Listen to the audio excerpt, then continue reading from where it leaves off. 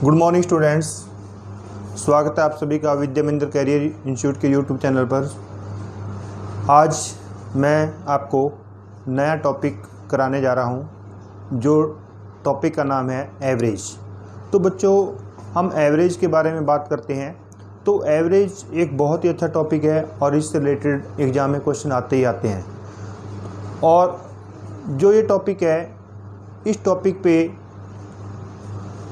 कुछ ना कुछ एग्ज़ाम में पूछा जाता है और बहुत ही इजी टॉपिक है, लेकिन काफ़ी बच्चे इसमें परेशान हो जाते हैं भी कैसे इसको करें। तो बच्चों, एवरेज की बात करते हैं हम। तो एवरेज क्या होता है? तो सबसे पहले एवरेज के बारे में आपको मैं बताऊंगा। अब बच्चों, एवरेज जैसे मैं बोल देता हूँ भी, आपके पास 5 सब्जेक्ट हैं: मैथ, इंग्लिश, इकोनॉमिक्स, हिस्ट्री और पोल साइंस। मैथ में किसी बच्चे ने लिए मान लो 60 अंक, इंग्लिश में लिए 75, इकोनॉमिक्स में लिए 66, हिस्ट्री में लिए 65 और पोल साइंस में लिए 70। तो अब उसकी एवरेज निकालनी है आपने। तो एवरेज क्या करेंगे बच्चों? तो आप एवरेज का मतलब क्या है भी? औसत। एवरेज कैसे निकलेगी? तो आप इन 5 सब्जेक्ट के नंबर को टोटल करोगे। तो टोटल 5 और 6 11 और 5 16, 7 और 1 8 और 6 14 और 6 20 और 7 27 और 6 33। तो बच्चों 336 इनका टोटल हो गया। अब बच्चों 336 टोटल है, तो आपने निकालनी है एवरेज। तो सब्जेक्ट कितने हैं? 1 2 3 4 और 5। तो 3 3 6/5। तो इसको इससे डिवाइड कर देंगे। 5 6 जा 5 7 जा, तो इसकी एवरेज आई बच्चों 67.2। तो ये होते हैं एवरेज। अब बच्चों, एवरेज से अगर आपने टोटल निकालना है, एवरेज से औसत से टोटल या कुल निकालना है, तो आप क्या करोगे? अब एवरेज कितनी है? 67.2। एवरेज कितनी है बच्चों? 67.2। अब टोटल, तो टोटल सब्जेक्ट कितने हैं? 5 × 5 कर दोगे, तो 5 करोगे तो ये आ जाएगा। तो बच्चों, आपको यही बताना था भी एवरेज क्या होता है। एवरेज होता है भी जितने भी आपके पास नंबर ऑफ स्टूडेंट या नंबर ऑफ सब्जेक्ट हैं, उनके सभी के जो भी आपको मार्क्स दिए हुए हैं या कोई वेट दिया हुआ है, तो उसका टोटल करोगे और उसको नंबर ऑफ कैंडिडेट या नंबर ऑफ सब्जेक्ट से डिवाइड कर दोगे। अगर आपको एवरेज गिवन है, एवरेज से टोटल निकालना है, तो आप क्या करोगे?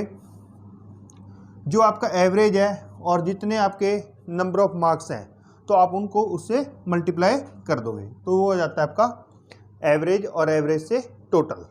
तो बच्चों, अभी छोटी छोटी बातें बताते हैं जिससे आपका कॉन्सेप्ट और भी ज़्यादा क्लियर हो जाए।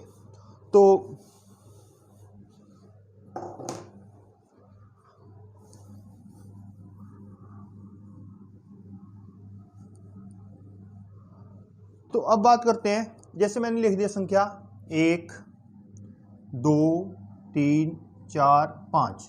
अब मैं बोलूँगा बच्चों को इसका एवरेज क्या होगा। तो अब इसका एवरेज निकालना है आपने। तो बच्चे क्या करेंगे? इनको ऐड करोगे। तो 1 + 2 3, 3 + 3 6, 6 + 4 10, 10 + 5 15। अब संख्याएं कितनी है बच्चे? 1 2 3 4 और 5। तो 15/5, तो एवरेज आ गया 3। अब ये तो हम शुरू से करते आ रहे हैं भी, एवरेज 1 2 3 4 5 इनका ऐड किया। और लेकिन अब इसको हम दूसरे तरीके से भी कर सकते हैं, 1 2 3 4 और 5। अब बच्चों, आपने देखा है भी इसका मिड पॉइंट क्या है? अब 3 है, तो इसका एवरेज कितना होगा बच्चों? ऑलरेडी 3।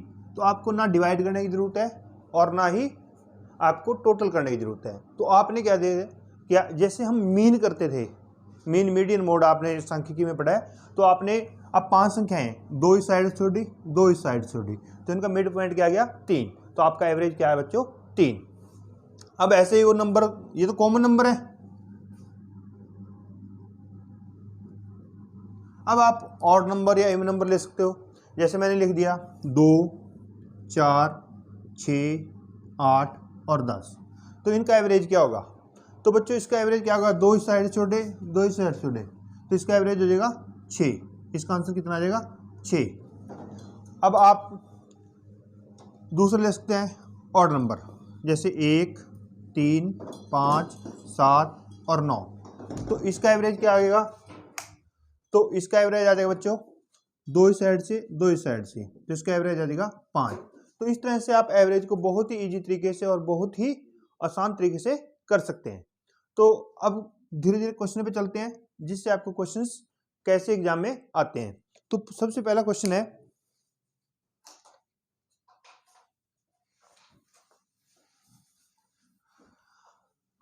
अभी तक तो बच्चों मैंने आपको बताया अभी मान लो संख्याएं 5, 7 है। अगर आपके पास संख्याएं 1, 2, 3, 4, 5 और 6 आ जाए, अब अगर यहां से आप सोचोगे भी इनका एवरेज क्या आएगा? अब देखो इनका एवरेज क्या है, 3 इस साइड से आपने ड्रॉप की, 3 इस साइड से, तो अब इनका मिड पॉइंट क्या आएगा? 3 + 4/2, क्योंकि इन दोनों का निकालना है आपने, तो 7/2, 7/2 मतलब 3.5, तो इसका एवरेज क्या आ जाएगा बच्चों? 3.5। इस तरह से आप मान लो जब संख्या आपके पास ऑड क्वांटिटी में है, जैसे 5 है, 7 है, उसको तो आपको पता है भी 3, 7 है तो 3 इस साइड छोड़ो, 3 इस साइड से आपने ड्रॉप की, तो आपको फोर्थ नंबर का एवरेज आ जाएगा। अगर आपके पास संख्याएं 6 है तो आपके पास 3 और 3 ये है, तो इन दोनों को 3 और 4 को जोड़ोगे, बटे 2 कर दोगे, तो आपका एवरेज क्या आ जाएगा? 3.5। ऐसे ही 2, 4, 6, 8 और 10, तो बच्चों इसका एवरेज क्या आएगा? तो आपने क्या किया, और 12, तो ये 3, 3, तो बच्चों 6 और 8 का मिड पॉइंट क्या आता है? 7, या 6 + 8/2, तो 14/2, तो आंसर कितना आ जाएगा आपका? 7। तो इस तरह से आप एवरेज को और भी इजी तरीके से कर सकते हैं, जैसे 1, 3, 5, 7, 9, 11, तो बच्चों इसका एवरेज क्या आएगा? तो आपने क्या किया, ये और ये, तो अब इसका मिड पॉइंट क्या है? तो इसका मिड पॉइंट क्या है बच्चों? 5 और 7 का 6, तो आंसर क्या आ गया आपका? 6। तो इस तरह से आप इनको वो कर सकते हैं। तो बच्चों अब फर्स्ट क्वेश्चन करते हैं। अभी तक मैंने आपको बताया बिल्कुल बेसिक चीज, और मुझे पूरी उम्मीद है कि आप लोगों को इस अच्छी तरह से समझ में आ गया होगा। तो अब चलते हैं फर्स्ट क्वेश्चन पे।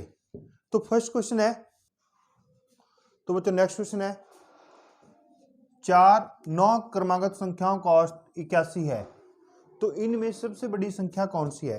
अब बच्चों आपके पास ऐसा क्वेश्चन आ जाता है, अब वो कहते हैं भी 9 क्रमागत संख्याओं का औसत 81 है, इनमें सबसे बड़ी संख्या कौन सी है?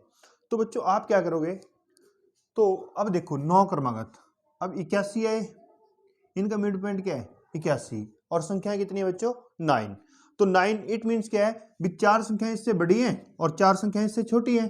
तो आप क्या करोगे, 81, 82, 83, 84 और 85, उसके बाद 80, 79, 78 और 77।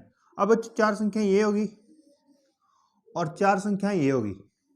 अब यहां से देखा आपने भी 4 संख्याएं तो 81 से बड़ी हैं और 4 संख्याएं 81 से छोटी हैं, तो इन सब का एवरेज क्या है? 81। इन सब का क्या एवरेज क्या है? 81। तो अब आप इसमें बोला इनमें सबसे बड़ी संख्या कौन सी है, तो बच्चों इनमें सबसे बड़ी संख्या कौन सी होगी? 85। आंसर क्या आ जाएगा आपका? 85। तो आपने अगर इस तरह से क्वेश्चन आता है तो आप क्या लिखोगे? 81 लिखोगे, और 81 के बाद आप पूरी 4 संख्याएं लिख दोगे उससे नेक्स्ट, और जो उसमें सबसे बड़ी होगी वो चीज कर दोगे आप 85। आंसर क्या आ जाएगा आपका? 85। और दूसरा क्वेश्चन बच्चों मैं इसी में पुट करता हूं भी कई बार क्वेश्चन आ जाता है 9, सेम क्वेश्चन है, 9 क्रमागत संख्याओं का औसत, संख्याओं का औसत 81 है, तो सबसे बड़ी और सबसे छोटी संख्या का औसत क्या होगा? संख्या का औसत क्या होगा? अब बच्चों इसमें क्वेश्चन बोल दिया मैंने 9 क्रमागत संख्याओं का औसत 81 है। अब क्वेश्चन सेम है, तो आपने 81 है तो आप लिखोगे 82, 83, 84 और 85। ये तो लिखोगे उल्टा 80, 79, 70 और 77। अब आपने बोला सबसे बड़ी होगी बच्चों आपकी 85 और सबसे छोटी होगी बच्चों 77। तो इनका एवरेज पूछा उसने, तो 85 प्लस 77 अपॉन संख्या 2 है बटे 2, तो 7 5 12, 7 और 8 15 और 1 16, तो 81 आ गया। तो बच्चों मेरा आपको कहने का तात्पर्य यह था भी अगर ऐसा क्वेश्चन आता है 9 क्रमागत संख्याओं का औसत 81 है तो सबसे बड़ी और सबसे छोटी संख्या का औसत क्या होगा, तो आपने बिना कुछ सोचे जो आपका एवरेज है वही एवरेज आएगा आपका। बच्चों मैं दोबारा रिपीट करता हूं भी 9 क्रमागत संख्याओं का औसत 81 है तो सबसे बड़ी और सबसे छोटी संख्या का औसत क्या होगा। तो स्टूडेंट्स इसमें आपने जो एवरेज 9 संख्याओं का है वही एवरेज सबसे बड़ी और सबसे छोटी संख्या का होगा। आपने इसमें कुछ नहीं देखना, जो एवरेज है उसी पे आंसर टिक कर देना 81। आपको इसमें कुछ भी निकालने की जरूरत नहीं है। तो नेक्स्ट क्वेश्चन की ओर चलते हैं बच्चों। नेक्स्ट क्वेश्चन बच्चों 7 क्रमागत संख्याओं का औसत 27 है। कितना है? 27। तो उनमें सबसे बड़ी संख्या कौन सी है? अब बच्चों 27 है, अब देखो यहाँ पे 7 है, 7 क्या है आपका? ऑड नंबर है, तो इट मीन्स क्या है भी 3 संख्याएं 27 से बड़ी हैं और 3 छोटी हैं। तो बच्चों 27, 28, 29 और 30। तो उसने पूछा सबसे बड़ी संख्या, तो सबसे बड़ी संख्या का आंसर क्या आ जाएगा बच्चों? 30। अगर वो पूछते सबसे छोटी संख्या फिर आप लिख लेते 26, 25 और 24, फिर आंसर आ जाता 24। अगर वो बोलता, अभी मैंने क्वेश्चन पीछे भी रिपीट किया था भी 7 क्रमागत संख्या का 27 है तो इनमें सबसे बड़ी संख्या कौन सी है। अगर वो बोलता है भी 7 क्रमागत, एक बार और रिपीट कर रहा हूं मैं वही क्वेश्चन, 7 क्रमागत संख्याओं का औसत 27 है तो इनमें सबसे छोटी और सबसे बड़ी संख्या का औसत क्या होगा। अब बच्चों आपने देखा है भी इनमें सबसे बड़ी और सबसे छोटी संख्या का औसत क्या होगा। अब सबसे बड़ी संख्या क्या है? 30 और सबसे छोटी संख्या क्या है? 24। अब संख्या 2 है तो बटे 2 कर दोगे तो 54/2 27। तो बच्चों यहाँ पे आपने सिर्फ क्वेश्चन पढ़ना है भी अगर ऐसा क्वेश्चन है 7 क्रमागत संख्या का औसत 27 है, इनमें सबसे बड़ी और सबसे छोटी संख्या का औसत क्या होगा, तो आपने बिना कुछ किए जो एवरेज 7 का है वही एवरेज सबसे बड़ी और सबसे छोटी संख्या का होगा। तो आप आंसर लिख दोगे 27। क्या लिखोगे? 27। तो नेक्स्ट क्वेश्चन की ओर चलते हैं। नेक्स्ट क्वेश्चन बच्चों 4 क्रमागत सम संख्याओं का औसत 19 है, उनमें दूसरे नंबर की सबसे बड़ी संख्या कौन सी है। अब बच्चों आपके पास दिए हुए इवन नंबर, तो इनका एवरेज कितना है? 19। अब आपको पता है जब 4 हैं तो दो संख्याएं 19 से बड़ी हैं 20 और 22, और 2 19 से छोटी हैं 18 और 16। तो अब ये संख्या होगी आपके पास 16, 18, 20 और 22। तो उसने पूछा उनमें दूसरे नंबर की सबसे बड़ी संख्या कौन सी है। अब पहले नंबर की सबसे बड़ी संख्या तो 22 होगी, ये होगी फर्स्ट नंबर की, और दूसरे नंबर की सबसे बड़ी संख्या कौन सी होगी? 20। तो आपका आंसर क्या आ जाएगा बच्चों? 20। अब इसी में एक क्वेश्चन और छिपा हुआ है। अगर वो बोलता है भी यहां से आपको एक चीज मैं आपको क्लैरिफाई करना चाहता हूं भी अगर क्वेश्चन में यह सीरीज आपको इवन नंबर में दी हुई है तो उसका आंसर हमेशा ऑड नंबर आएगा। उसका आंसर क्या आएगा? Odd number. देखो यहां पे लिखा है 4 क्रमागत सम संख्याएं, अब ये सारे इवन नंबर्स हैं, अब जो इसका एवरेज आएगा हमेशा वो क्या आएगा?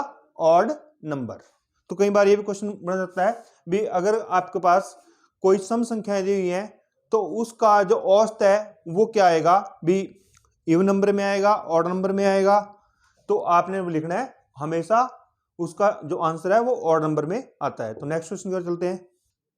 तो नेक्स्ट क्वेश्चन है बच्चों भी JKLMN, ये आपकी संख्या है 5, क्रमिक सम संख्याएं हैं।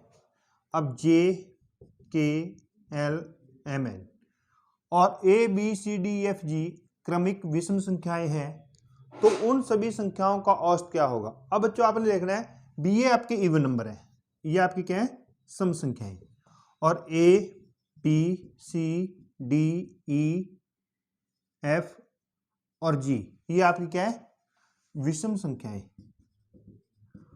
अब आपने देखना है भी सीरीज है, सीरीज तो हमारी विषम है दोनों, इसमें 5 है इसमें 7 है, तो बच्चों इसका एवरेज क्या आया, इसका एवरेज आ गया बच्चों L, और इसका एवरेज क्या आया, तो इसका एवरेज आ गया D। तो इन दोनों का पूरी संख्या होगा तो L प्लस D। अब इसमें से सम संख्याओं का एवरेज L आ गया और विषम संख्याओं का एवरेज D आ गया, तो L प्लस D अपॉन 2। तो आंसर क्या आ जाएगा बच्चों आपका L प्लस D अपॉन 2, ये आंसर आएगा। इसमें कंफ्यूज नहीं होना। तो अगर आपको कोई भी चीज अल्फाबेट में दे दी तो आपने अल्फाबेट में देखना है, सीरीज देखनी है। तो सीरीज देखनी है तो JKLMN ये आ गया और ABCDEFGH ये आ गया। तो इसमें देखना है इसका एवरेज आ गया L और इसका एवरेज आ गया D। तो अब पूरी सीरीज का तो L प्लस D अपॉन 2, तो ये आंसर आ जाएगा। तो अब इसी में मैं एक क्वेश्चन और बता देता हूं आपको।